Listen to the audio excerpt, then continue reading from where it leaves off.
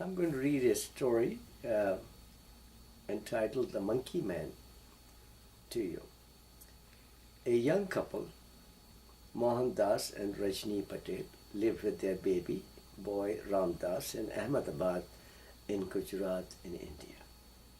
While Mr. Patel worked all day in his store, Mrs. Patel would sit with her baby in the courtyard of their house and watch the family monkeys that came to their wall every day. Just like the Patels, there were three monkeys in the family. The mothers nursed their infants and watched each other with interest. The father monkey stood guard. Gradually, the monkeys grew comfortable enough to come down off the wall and take fruit and vegetables from Mrs. Patel's hands. On Sundays, when the store was closed, Mr. Patel stayed home with his family. He read the Ramayana to them. His favorite part in this holy book was when the monkeys came to the aid of Lord Ram during his war with the demon Ravan. One day, Mrs. Patel went to the store to help out, leaving the baby with her maid. The maid took the baby to the courtyard to watch the monkeys. All of a sudden, there was a rumble and the earth began to shake. The wall collapsed and the maid was crushed beneath it. Somehow, however, the monkeys and the baby were spared. The big father monkey, picked up the baby Ram as they rushed from the town, dodging, falling, and burning buildings. The father monkey carried the human baby, and the mother monkey carried their own baby. They traveled for days until they came to a deep forest where they decided to settle. It was the biggest earthquake in the history of Gujarat. The town was devastated and thousands of people died, but Mr. and Mrs. Patel survived. Their store was in part of town that was not hit as hard. When they returned to the house, they found it completely destroyed. A huge fire burned where the house had been. They tried to rush into the burning rubble to find their baby and the maid, but rescue workers stopped them. The Patels couldn't stop crying, thinking about their child's terrible fate. A few days later, Mr. Patel got a letter from his brother in the United States asking him to come over and help run his motel. So the Patels headed for America. They liked America and they got rich in the hotel business. But they never stopped grieving for their baby, whose body had never been found. They figured that the maid and their baby had been burned in the fire. They never had another child. Many years went by, and they would often say, "If our son were alive today, he would be a grown man, a partner in the business, with a family of his own." What had happened to the monkeys of Gujarat after the earthquake? They used to be everywhere in town, perched in trees, on the walls, and even in the streets, but after the earthquake, it seemed that they had vanished. To find the answers, a team from the National Geographic Society went to India. When they arrived and began to ask around, help came from a sadhu, a holy man who had given up the world and lived in the forest. He told the travelers that the monkeys had gone deep into the forest, a journey of several days. He offered to help them find the monkeys, but he would not accept any money. With their supplies packed on mules, the National Geographic team set out, following the barefoot sadhu into the deep jungle. It was a perilous journey, and they encountered poisonous snakes, jackals, and elephants. On the fourth day, however, they came upon a beautiful spot, a little paradise. Clean streams gurgled, wildflowers bloomed, and fruit hung from the trees. Monkeys swung from the branches, and among them was a man, naked with matted hair. He swung from branch to branch just like the monkeys. When the monkeys saw the people, they were alarmed. They and the wild men screamed. The big male monkeys rushed forward, hissing and baring their teeth. The peace of the little Eden was shattered. The Americans were frightened. The Indians in the group threw themselves in front of the women in case they were attacked. But through all this confusion, they suddenly heard the chant, Om Shanti, Om Shanti, coming from the sadhu. Gradually the monkeys quieted and calm was restored in the little paradise. The monkeys and the wild men stared curiously at the newcomers. An Indian Tarzan, suggested a woman who was stunned and embarrassed by seeing the naked man.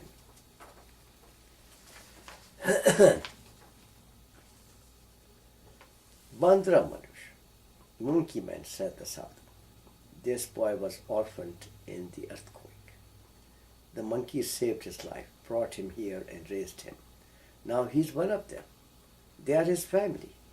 One of the women tried to film him, but the man vanished before she could get more than a few blurry seconds of his retreating figure. The National Geographic team set up camp with satellite dish and solar panels for power. In a few days, the monkeys got used to the crew and would eat from their hands, but the monkey men remained elusive. The filming of the monkey colony proceeded nicely, and National Geographic decided to air a report on what its team was doing in India on American television. Soon everyone in America was talking about the monkey man. Scientists and tourists from around the world flocked to India to try to see him. One night, Mr. and Mrs. Patel were watching TV in their motel office.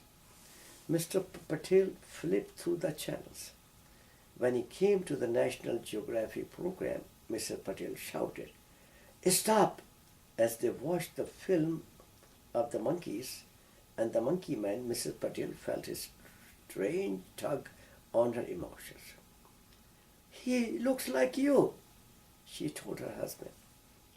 "No, he doesn't," Mr. Patel protested. You think I look like a jungle man? You used to think I was handsome." "No, look carefully," Mr. Patel insisted. If you gave him a haircut and shaved off his beard, he would look like a younger of you." "Well, of course," Mr. Patel shot back. Isn't he an Indian and a Gujarati?" Thinking of her baby boy, tears began to roll down Mr. Patel's cheeks. "If our son were alive, he would be just that age. He would be married and I would have grandchildren." In spite of the fire and the earthquake, in her heart she had never believed that her baby had died.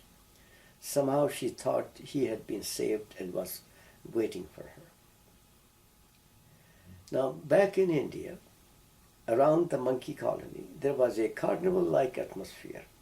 Tourists had arrived by the dozens, and the monkeys had gotten used to them, eating from their hands and sitting on their laps to have their pictures taken. But not the monkey man.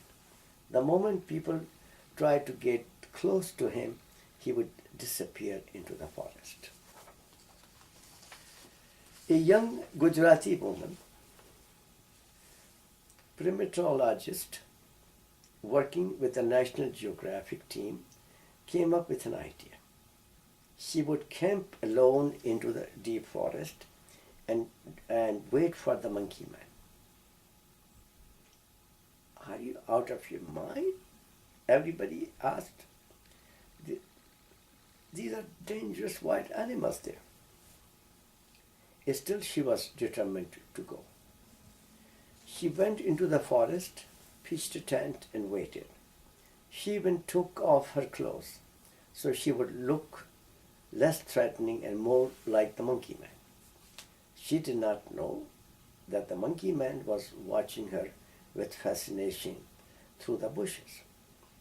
One day, as she was asleep on a bed of leaves, a huge python slithered in her direction. When it was dangerously close, the monkey man darted from behind the bushes, caught the snake by the tail, and flung it into the distant brush. The woman woke up with a start. Bandra Manush, she said softly. She walked over and gently touched him on the cheek. As if spellbound, the monkey man did not move. She reached out and took his hand. The two looked like Adam and Eve, holding hands. They ate wild berries and fruit, bathed in the mountain stream. She was fascinated to see how he could communicate with animals. She taught him a few words and showed him some human gestures. She had brought along a set of men's clothing and showed him how to dress. After some trial and error, he got dressed, but he looked uncomfortable. As she was getting dressed, they heard voices, branches rustling, and her name being called. Shobha! Shobha! The monkey man grew agitated and tried to run away. But Shobha put her calming hand on his and he yielded. In a few minutes the party appeared. You've been gone a long time. We see that you found the monkey man and got him dressed. With Shobha's help, the monkey man eventually relaxed around the people and even began to enjoy them. The party went back to camp. When the story of the monkey man was published in Indian newspapers, an old man came forward and told a reporter, I remember many years ago during the earthquake, I saw a monkey carrying a human baby. I have never forgotten. I can point out exactly where it happened. When the National Geographic team heard about the old man, they took him to the place and filmed him telling his story there. The pieces of the puzzle were falling into place. They had located the lost colony of monkeys, found the monkey man, and perhaps gotten a clue to his identity. One question remained. What about the monkey man's parents? Surely they had died in the earthquake along with so many others, but perhaps there were some living relatives. Research on the monkey man was coming along well. He and Shobha were inseparable. He was learning more and more human language, as well as table manners and how to greet people. Shobha worked with him for hours every day. The National Geographic decided to broadcast the full story of the monkey man. Like everyone else, Mr. and Mrs. Patel made sure to watch it. They couldn't believe their eyes when the man pointed out their old neighborhood at the place where he had seen the monkey rescuing the baby. And when they saw the monkey man now, his hair trimmed, his beard shaved, wearing clothes, Mrs. Patel shouted, He's the spitting image of you. He's got to be our son. Mr. Patel said, It is a miracle. He called the number on the screen for anyone who might have information on the parentage of the monkey man. We could be the monkey man's parents. The man on the other end of the line nearly dropped the phone. "Don't move, we are coming to see you," he said and hung up. It was a very emotional scene when the Patels met the monkey man. Weeping, Mrs. Patel told him, "You are our son, boy. Ram is your name." TV cameras whirred and reporters shouted questions. The poor monkey man was baffled and would have been completely overwhelmed if it hadn't been for Shobha at his side. He had complete trust in her and did what she asked him to do. Both Mr. and Mrs. Patel hugged him together, and somehow he realized that he was related to them. In time, the monkey man learned to be their son. He and Shobha were married and provided the grandchildren that Mrs. Patel had wanted so much.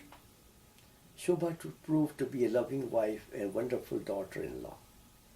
Enough money had been earned from the documentary that the National Geographic could buy some forested land for the couple so that the monkey man could live happily, making the most of his monkey memories and his new human life. Thanks.